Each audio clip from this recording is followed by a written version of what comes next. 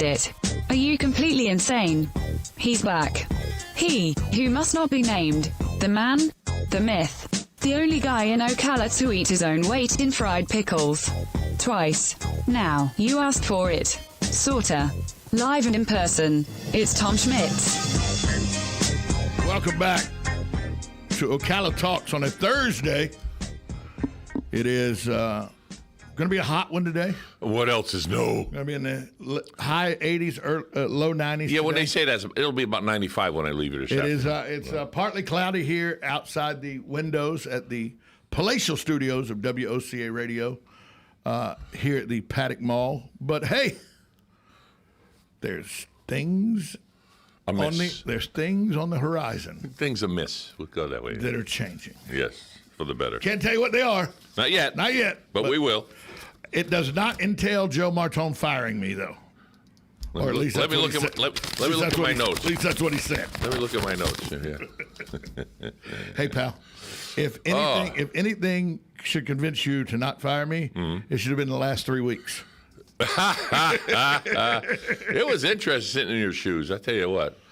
I haven't done that in eons. You know, and I literally have been wearing shoes ever since the operation because flip-flops are dangerous. Oh, he's learning. Yeah, so I'm wearing my Skechers slip-ons. Oh, well. Hey now. Did you hear that? That was an endorsement. I expect you to come back on the air with us, please, Skechers, and buy some radio time. There we go. Look, write him a note. If it isn't Skechers, I don't own it.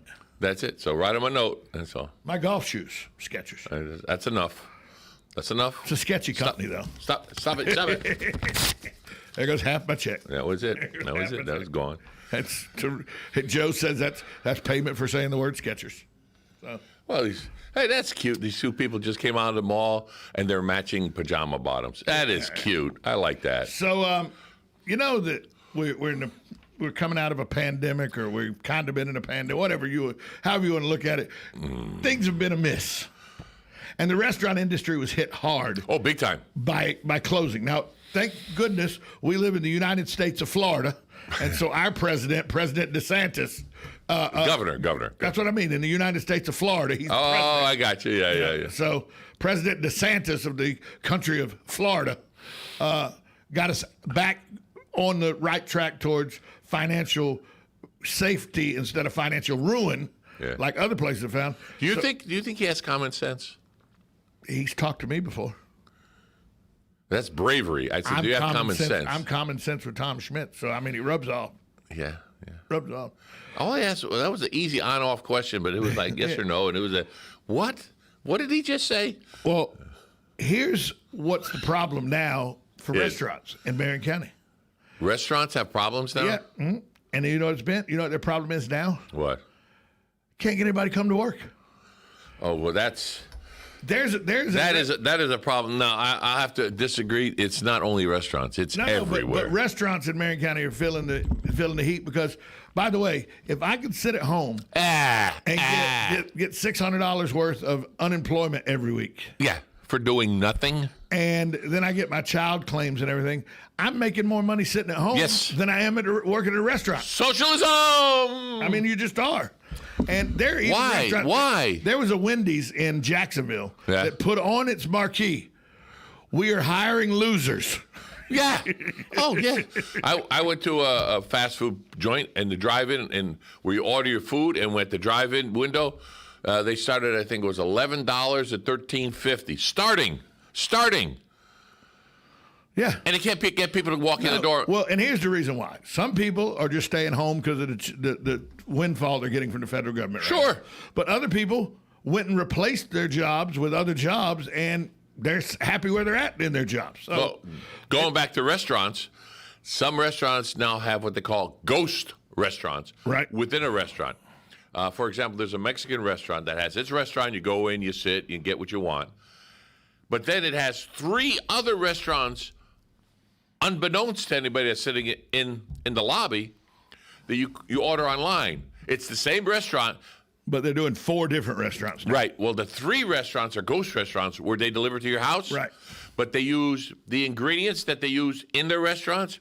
It's a corporation that comes in and says, okay, you're going to go, let's say it's El Chapo here, and then El Luis here. Well, the El Luis one here will have a different entree than they serve in the restaurant. Right.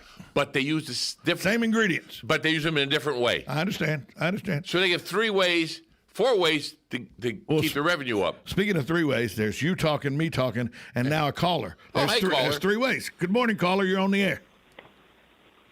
Good morning, guys. Hey, Hugh. How are you? Hey, you. What's Pretty good. I just want to say the 3 weeks you were gone was very interesting, very entertaining, and a lot of good conversation. I think Joe did a pretty good job. Thank you. Okay. Hey, Tom, I got Here's what you need to do, Hugh. So now with your back situation and you being inactive, have you noticed any weight gain? Hugh, here's what you need to do first off. You need to hang up, go back to bed, wake up, and rethink what you just said about Joe. Oh. That's the first thing. Oh, he's mean to me again. No, Hugh. Actually, Here's the other. He's down to a quarter of a check now. I've actually lost weight because of the surgery. Because the first week out of the surgery, eating was not what I was in so much pain. Eating was not even something I considered a whole lot of. Jello. And I'm under strict orders from my neurosurgeon that unless I want to go through this again, the pounds have to come off. Because I don't have the frame to support 300 pounds. Wait a minute. I have the frame to support about Wait a minute. 240 pounds. Wait a minute. I seen you with a picture breakfast with a country fried steak the size of the plate. Yeah, Reds. I didn't say where it was. Yeah. You did, though, and they're not on the air. Don't do that again. Yeah, I can eat that. It's about 1,300 calories. Then the rest of the day, I got to eat vegetables. Mm-hmm. Or smoothies. It sounds like your surgery was one heck of a diet. Well, I tell you what. You know, I know how to lose the weight. I did it before on this airwaves. But it finds you again. Well, it's because of the pandemic, and you didn't have anything to do but sit at the house, watch TV, and eat. Listen to him. Listen to him. That's all I did. Played board games, watched TV, and ate. And ate. My fiance and I both. Right. That's all there was to do. And, got to pass the day somehow. Hey, what are we doing? Let's eat something else out of the refrigerator. We just ate 20 minutes ago. Yeah, but we're bored. Let's eat again. So. Well, you should have learned some recipes. Thanks for. I know you gave up beer for Lent. What about having something to drink now to have a little afternoon cocktail? Oh, I'm back with my draft beer, Hugh. I'm back getting a couple. Although the doctor, when she asked, she goes, "How many drinks a week do you have?" I go, "About 28." She goes, "What? What are you an alcoholic or something?" I go, "No, I'm a normal person." She goes, "A normal person doesn't have 28 drinks in a week." I go, "That's 4 beers a day. That's a normal person." She was freaking out. I was like, "Calm down." First off, I'm not alcoholic. Alcoholics go to meetings. If I was anything, I'd be a drunk because they go to bars. Okay, let's clear that up. Okay, we got that definition set for Tom. Okay, all right. Hey, thanks for the call. They want you to drink a lot of water, and what is beer? Beer is what, 80% water? 85, 90% water. I'm right there with you, Hugh. Dog. Thanks for the call, Hugh. Okay, you guys do a good radio. Thanks a lot, and we'll be looking for you tomorrow. All right, thanks, you. Pass the word. You're not the biggest beer drinker in the world. Lately, I have had some beers. Usually, I'll have a case of beer in my refrigerator for 4 months, maybe. Usually, I'll have a case of beer in my refrigerator for 1 week, 4 days, maybe. 4 days, I went out. And I ordered a pitcher of beer in one sitting, and I had it. Yeah, and it was good. You get the right place. It's got a cold draft beer. That's where I went. Ooh. Cold draft beer in a frosty glass. frosty. And then they got a stick, an ice stick. They put in the pitcher to keep the pitcher cool. Yeah. You know that an icy, cool glass is actually bad for beer. Tell me why. Also, a hot glass is bad for beer. Room temperature glass is what should do beer.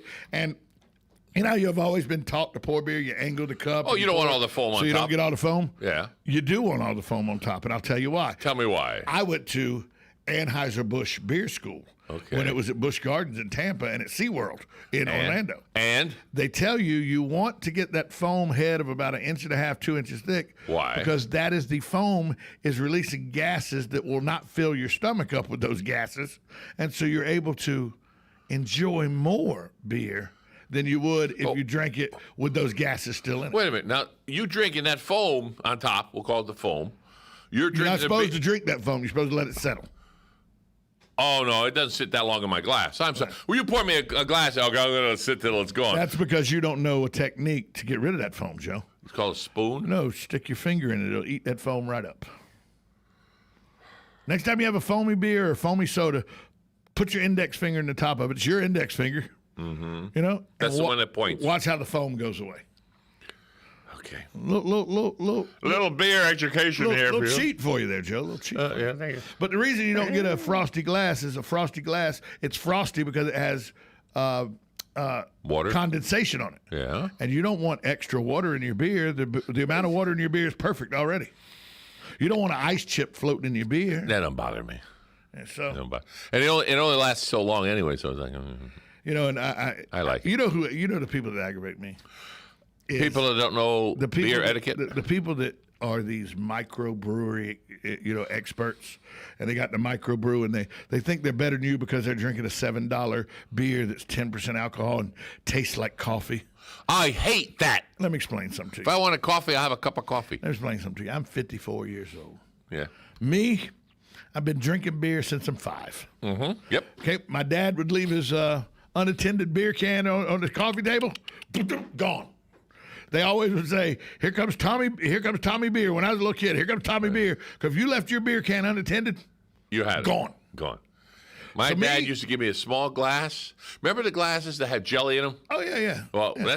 that was my glass. Mm-hmm. And every once in a while, he would pour almost to the top of beer, then he'd crack an egg in it, a raw egg. That's what I would drink. Okay, that's just gross. But anyway. No, it is not. Wait till anyway. A raw egg is sweet. Believe it or not, it is sweet. Oh, I've drank raw eggs before, Joe. I mean, in beer? No, just in raw eggs. I used to get the pin. Go a hole on one side, hole in the other. Just in raw eggs. Oh, yeah, actually, yeah. But for all these... That's just before Rocky. All these microbreweries, they think that's real beer and everything, and Bud Light and Miller Light and Coors Light and all that. It's not real beer. You're an idiot. Okay, let me just go ahead and tell you, first off... Your opinion. And my opinion is the only one that counts. It says Ocala Talks with Tom Schmidt. So, all letters go to tom@woc.com. If you are listening to my voice and you think because you understand craft beer that you are better at knowledgeable at beer than the guy who doesn't drink craft beer, you're an idiot. Oh. Okay? Because, first off, why? Let's be honest. When you go into a place and they say, hey, here's a sour beer and it tastes like a fruit juice, that ain't a damn beer. Okay? Yeah, that's not beer. Hey, let's clear this up. Hey. I'm not one for I've tried craft beers before, and a lot of them taste like grain. Yeah, they're real weedy and stuff. Yeah. That's no. I mean, a lot of the European beers are weedy like that and everything, but I like a smooth beer. I like a cold, smooth beer that like. quenches my thirst. Yeah. Okay, let me. I always say, there's two kinds of beer. One beer for pizza and one beer for cutting the lawn. No, they're the same beer for me. I didn't say they were different. It's just how fast I drink them. Okay. The cutting the lawn one, I'm hot and sweaty. Oh, yeah. It's gone in 5 seconds. Oh, yeah. It's got to go. Well, not that long, but that gone. Wow. I open it, turn it up, and it's empty. Well, I know why you do that, so you don't get any grass clippings in it when you cut the lawn. Thank you. See, you're on top. You know what's going on. Oh, yeah. I know what's going on. But I get all these people that go, you don't really drink beer. You drink this. And, real beers are this. And, I know I enjoy a good Tucher. Don't get me wrong. If you never heard of Tucher, it's a great German beer. It's fantastic beer. Oh, no. Well, you drink a Tucher in the big glass, and then you put an orange in it. Okay, if you have to put a fruit slice in your beer, you're not drinking beer. You ain't drinking beer. You're drinking a fruit what? all these, Bud Light, lime, and it. Huh? Yeah. Well, somebody goes, why do you drink? Why did you never had Corona? I go, no, I've never had Corona. Why? Did you get the shot? No, because it's terrible beer. Got to put a lime in it. Huh? I'm just, and they get this attitude like they're just they're like the beatniks of the 60s. Remember those guys that thought because they were the counterculture and all, that they, with their turtlenecks and that they were so much smarter than everybody else? The microbreweries, in my opinion, are good for what they do, but they can't really compete with the giants, quote unquote, because the giants have it down to a beat. Science? Yeah, down to a science. There is a science what they do too. Of course. Now, I bet you $10 to a dollar, or $10 to a donut, however you want to say it, that you can go to a microbrewery, and they can compete with the big boys in the taste category. This tastes just like A, or this just tastes like A. But ours costs $6, and theirs costs $3, or whatever it is, Right. So who in their right mind would pay $7, $6? I'll pay a little extra for ambiance where you are. But I'll be danged, I'll pay $9 for a bottle of beer anywhere. No. And even there's a place, and I don't want to mention it. It's a famous theme park, Yes. and they charge $9 a beer, and people are drinking it. And you know what that beer is? Regular store-bought beer. It's nothing fancy. I'm going, huh? And they're drinking it. Why? Let me tell you. I know the theme park you're referring to. And where, too, probably. I know where you're referring to because I know every place in all of these parks that you can drink at. Uh-huh. And I'm paying the $9. You will pay $9? 100%. Well, there you go. Because 5-year-olds screaming and hollering and running around crazy without any kind of parents' guidelines, I have to so it evens me out so I don't kill one of them. Oh, well, no. I wouldn't worry about that. I like to drink around the world. Okay, well, that's whatever you want to do. Well, there's a place, I don't know the name of it, and if you do, don't say it. But it has, I'll say, 100 different types of beers on tap, or whatever the heck it is. And it's there, and I think they sell a little bit of food with it. I'm not sure. Right. And that is like, wow, okay. But I've never partaked in it, so I don't know what the cost is for per on tap. I don't know what you're talking about, but it could be anywhere from like I know that there's a restaurant coming to town. Coming to town? That they're building it. They're rebuilding the building it was going to be located in where the Brothers Keepers was. I don't know. They're building a restaurant. Brothers Keepers? Yeah, where the Brothers Keepers. Near the railroad track? No, Brothers Keepers thrift shop that was in downtown. That they just tore the building down. Oh yeah, because the walls are falling in. There's a restaurant coming there. Okay, you write down the name for me. I worked for that restaurant for the better part of 14 years. It was a restaurant started in Atlanta, and it has Mellow in its name. And we'll just leave it there. I know what you're talking about. I know for a fact they bring between 30 and 40 tap beers when they open, and they'll have between 80 and 85 bottled beer varieties when they have it. They'll have microbreweries, they'll have regular things and everything. Yeah. I promise you, because I worked there, I know how it worked. The number 1 and 2 selling beers with all that option will be Bud Light and Miller Lite. Okay. Thank you for not saying the brand. I gotta get a muzzle on you for that. That's just if they want their brand said, they could pay for it to go on the airwaves. Well, I'm just telling you. Pay attention. I'm just telling you. The two most bought beers in the world. Yeah. At a place that serves a zillion beers, 120 different varieties of beer, they're still going to be 1 and 2. What was the price of beer there? Do you remember? When I was there, that unnamed restaurant. When I was there, a pitcher was like $7.50, but they're much more than that now. I went to the one in Mount Dora, and a pitcher of beer is like $12.50. Amazing, huh? Yeah. But hey, you get four full glasses and a half. Ooh. So, you divide that into that now. By $3 a glass. About that. So, but yeah. I just don't understand the people that get aggravated. Oh. Because we're beer connoisseurs. We like microbreweries. And don't get me wrong, I have very good friends of mine that do microbrewery stuff and all. Yeah. And I love the place. Love it. Here in town. And they put up with you. Of course. I love the places. But don't treat me as a secondary citizen because I prefer to drink one of the huge brands that is worldwide known instead of your cinnamon sticks and dog poop mixture. I don't like beer that's not beer. I'm sorry. I don't like drinking grain. I took some oatmeal. I like smooth. I took some hops. I took some wheat. I took some beer. I took some cat poop. I took a couple cinnamon sticks and a peppermint. Made a beer. No, you didn't. No, you didn't. No?